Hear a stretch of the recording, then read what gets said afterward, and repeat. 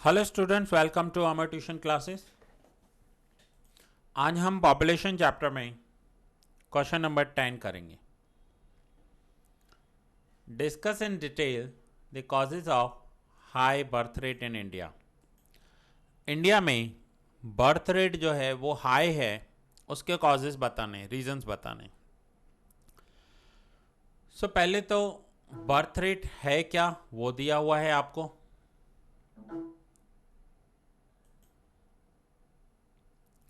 Meaning of birth rate दी हुई है जो हम ऑलरेडी ऊपर करके आए हैं। बर्थ रेट थाउजेंड्स पर कैलकुलेट होता है, वो भी हम करके आए हैं। 51 और 11 में बर्थ रेट कितना था वो भी जस्ट हमने अभी ऊपर किया। और इंक्रीज कितना हुआ है या डिक्रीज कितना हुआ है वो भी हम करके आए हैं। 51 में 39.9% था एंड नाउ 21.8% है। The main reason for this are low level of education, preference for male child, low income levels etcetera. इतना हमने ऊपर कर दिया। नाउ अब हम आगे कंटिन्यू करेंगे। ये जो था ये इसका इंट्रोडक्शन था, वो ऑलरेडी हमने ऊपर कवर कर लिया था।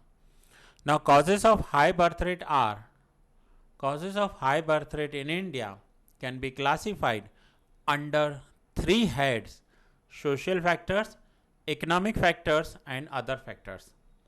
Now ये main three types हैं, three heads हैं: social factors, economic factors and other factors. ये three heads underline कर लो। अब इस three heads के अंडर में सब पॉइंट्स आएंगे जैसे यहाँ दिया हुआ है सोशल फैक्टर्स। तो सोशल फैक्टर्स में फर्स्ट, सेकंड, थर्ड, फोर्थ ये चार सब पॉइंट हैं।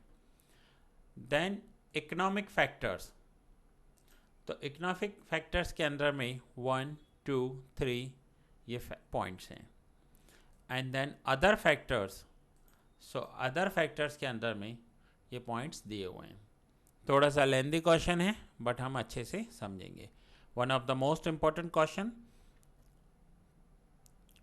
factors affecting birth rate, high birth rate causes.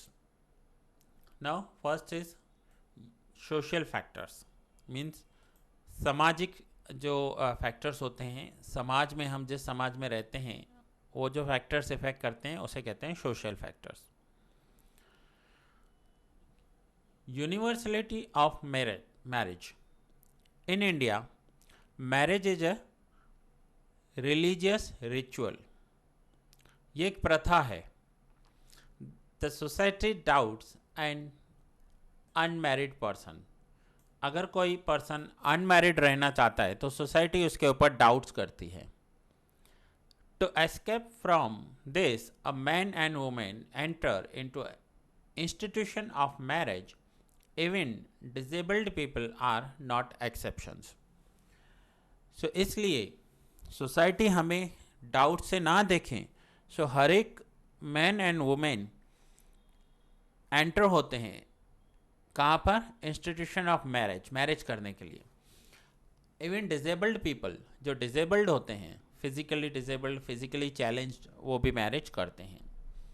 Compare to advance countries, in India, most women marry. This universality of marriage leads to high birth rate. अगर हम पूरे world की बात करें या डेवलप्ड कंट्रीज़ की बात करें तो वहाँ पर जो वुमेन है वो जितनी वुमेन मैरी करती हैं, इंडिया में उससे ज़्यादा वुमेन मैरी करती हैं। मीन्स परसेंटेज की बात करते हैं। सो ये एक रीज़न है हाई बर्थ रेट का। Second is early marriage and window remarriage. अब इस पॉइंट में हमें समझना है कि अर्ली मैरिज जो है वो भी बर्थ रेट इंक्रीज कर देती है। Child marriage is prevalent in many parts of country despite laws banning child marriage. Child marriage जो है वो अभी प्रिवेंट कर दिया गया है। मीन्स चाइल्ड मैरिज नहीं कर सकते, लीगल नहीं होगा, एज डिसाइड हो गई है। As they get married at an early age, their fertility span is very long. अगर अर्ली एज पर मैरिज होती है तो बच्चों को बर्थ देने का जो पीरियड होता है वो बहुत बड़ा हो जाता है. This results in the birth of more children. The widow remarriage. Widow remarriage means जो विधवा होती हैं, जिनके हस्बैंड की डेथ हो जाती है, उसे कहते हैं विधवा, विडो. उनका रीमैरिज भी करवाया जाता है एंड वहाँ पर भी बर्थ रेट हाई हो रहा है. The widow remarriage act in India which has been supported by many, and thus widow remarriage has become common. Therefore, it has resulted in high birth rate. Preference for male child.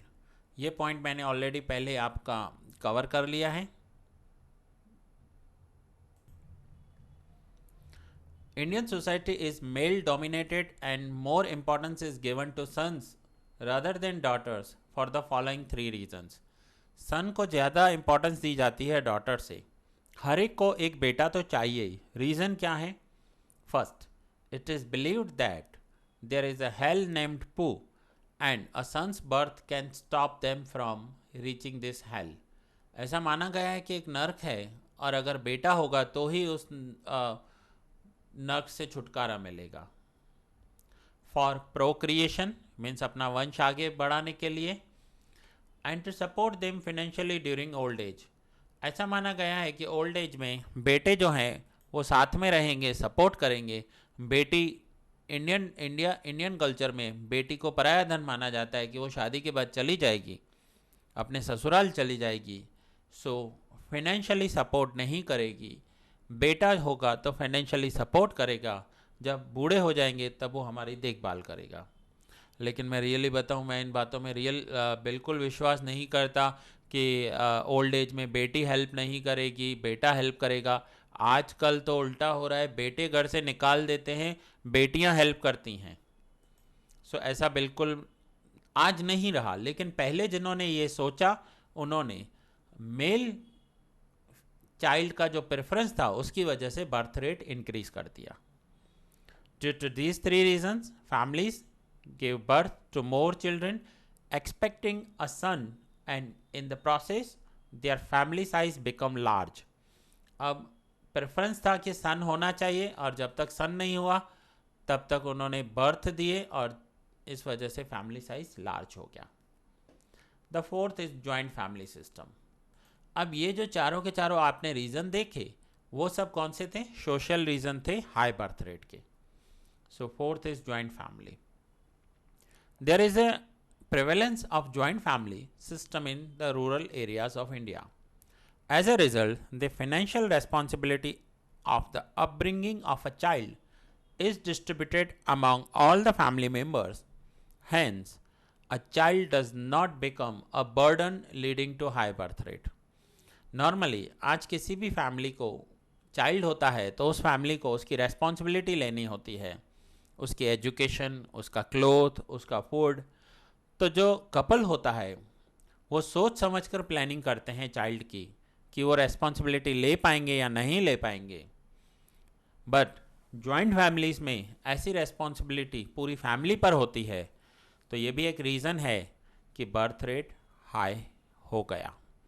Rural areas में joint families ज़्यादा हैं, सो जो couple child को birth दे रहा है उस couple को responsibility ही नहीं पता, अपनी बर्डन ही नहीं लग रहा है चाइल्ड, तो फिर हाई बर्थ रेट हो रहा है. तो ये चारों के चारों सोशल फैक्टर्स थे. नाउ हाई बर्थ रेट के इकोनॉमिक फैक्टर्स. इकोनॉमिक फैक्टर्स में first factor is low level of education.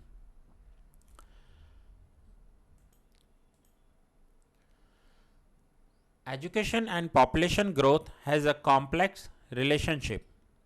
This is more so regarding female education. Education and population का एक दूसरे के साथ correlation है. Inadequate education makes it difficult to understand the need for small families and as a result the family size tends to become large. Education and the number of children in a family have inverse relationship all over the world. ये देखा गया है कि जो भी families educated होती हैं उनका जो फैमिली साइज होता है वो बहुत ही छोटा होता है, इनवर्स होता है. It has been found that as compared to illiterate women, the women who have had primary education give birth to less number of children. This proves true for middle school educated and secondary school educated as against primary school educated. ये देखा गया है कि जो illiterate है उससे जो primary educated है उसने लेस बर्थ दिए हैं, एंड जो प्राइमरी है उससे secondary and higher secondary educated जो फीमेल्स हैं उनका बर्थ रेट लो है.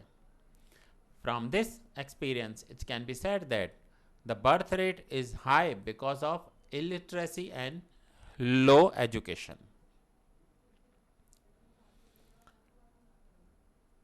Second factor is low level of income.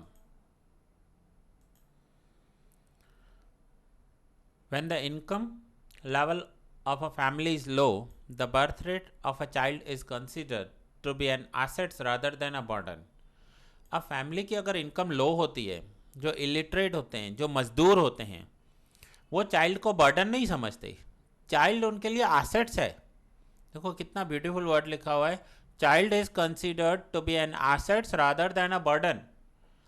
It is commonly said, more the merrier. Means जितने ज़्यादा होंगे उतना अच्छा. It is expected that child also contributes to the income of the family in the future. ये मजदूर क्या करते हैं? बच्चों से काम करवाते हैं.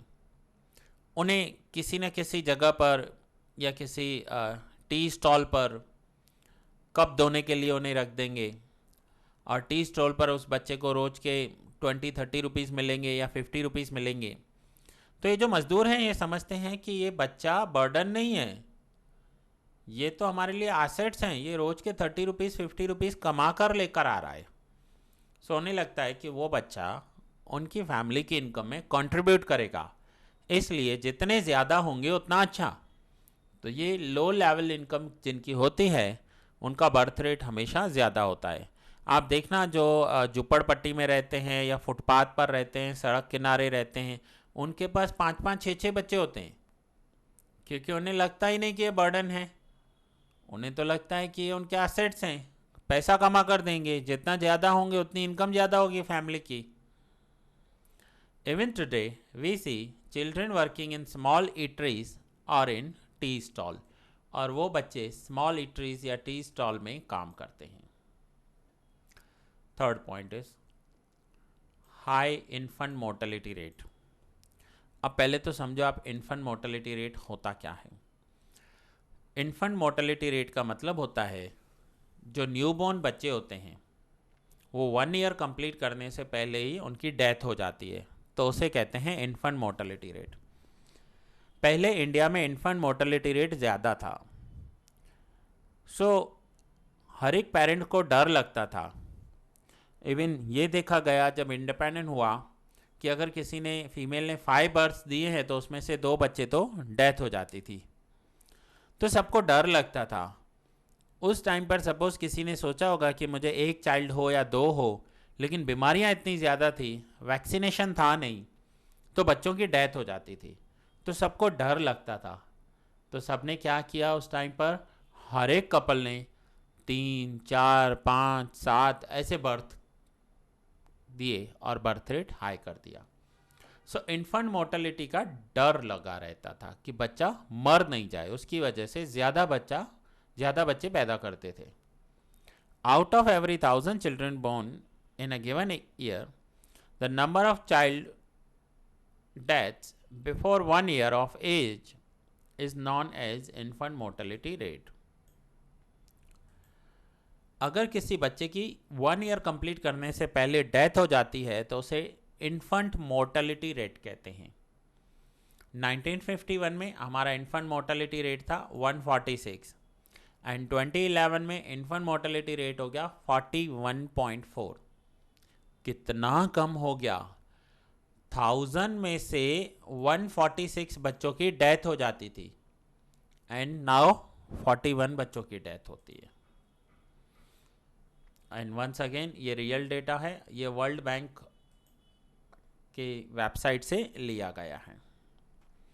सो इन्फेंट मोर्टेलिटी रेट जो था वो हाई था और इस वजह से लोगों को डर लगता था कि हो सकता है कि उन्होंने एक या दो बच्चों को बर्थ दिया तो उनकी डेथ हो जाएगी, इसकी वजह से उन्होंने ज़्यादा बर्थ दिए। The extent of infant mortality rate is quite high in India in comparison to various other developed countries.